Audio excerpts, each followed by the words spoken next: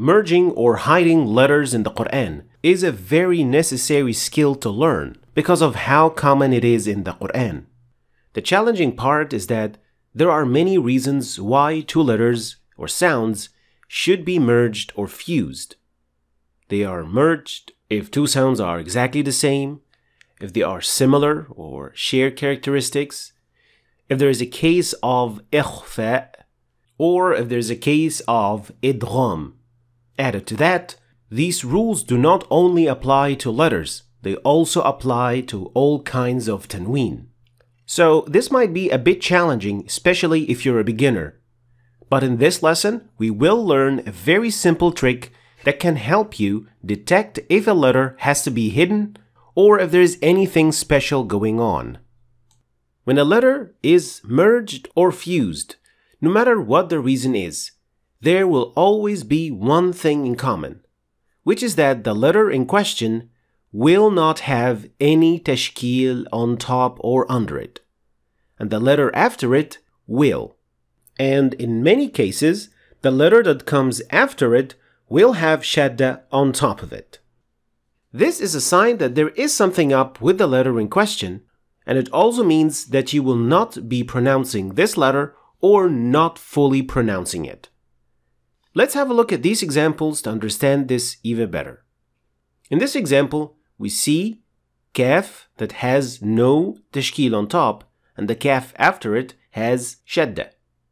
Now, regardless of you knowing the name of this rule or not, seeing a letter without tashkeel on top or under it should work as a signal that there is something up with this letter that you have to pay attention to so that you can pronounce it properly.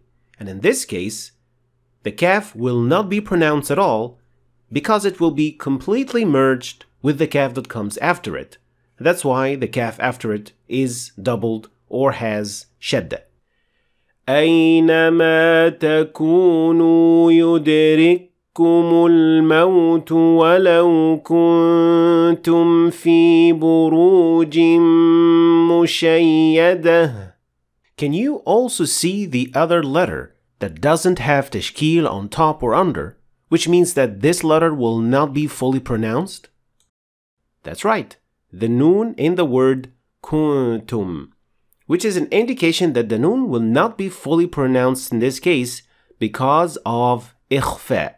And that's why we say وَلَوْ كُنْتُمْ فِي بُرُوجٍ مُشَيَّدَةٍ. Let's have a look at another example. وَدَّ طَائِفَةٌ مِّنْ أَهْلِ الْكِتَابِ لَوْ يُضِلُّونَكُمْ. Again, we see that the letter ta has nothing on top or under it, and the letter after it has shadda on top of it. And this is a case of merging two similar sounds, and for this reason, we do not say وَدَّت طَائِفَةٌ. We do not pronounce the ta at all, and we actually pronounce the ta instead of the ta, and we say وَدَّت طَائِفَةٌ. So, when it comes to a letter that is fused or merged with the letter that comes after it, you will see that there is nothing on top or under it. The letter will have no tashkeel signs whatsoever. When it comes to the tanween, you will see that each tanween has two types of symbols. So tanween fatha will either look like this or like that. And so does the dhamma, will also have two forms or two symbols, and the tanween kasra will also have two symbols. So you might be wondering what the difference is between these two types of symbols. Well, these signs on the right will indicate that the tanween will be fully pronounced. So there will be a full noon added to the end of the word that has the tanween, while these signs will indicate that the tanween will be merged or fused with the letter that comes after it. So it will either be a case of idgham or ikhfa, like in these examples. إن هو إلا ذكر للعالمين. In this ayah, we see two things. Number one, we see that the noon has a sukoon sign on top of it.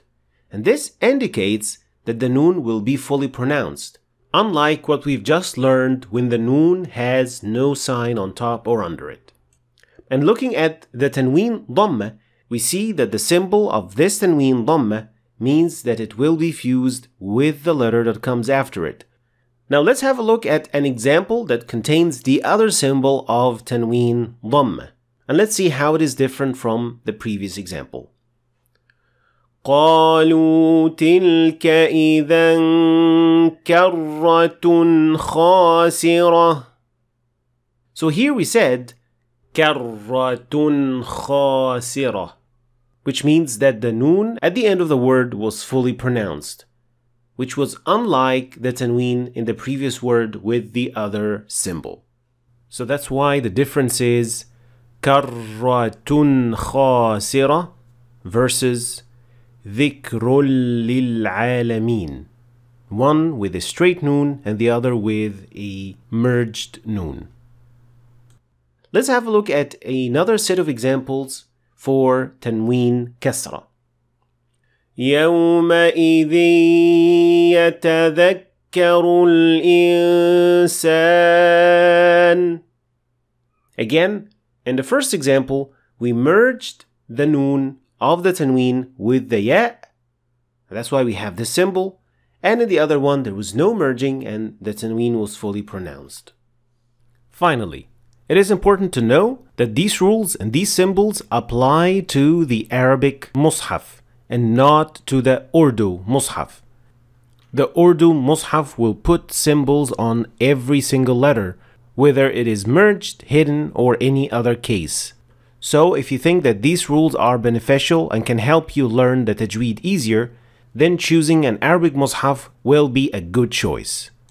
And generally, learning the rule and knowing how and when to apply it is the best practice, of course. But these tricks could help you speed up the process. Thanks for watching. If you want to start your journey to learn the Tajweed of the Quran, you can click on this link. And if you want to understand the Quran in Arabic, then you should click on that link. And finally, I hope you've learned something new today, and I will see you next time.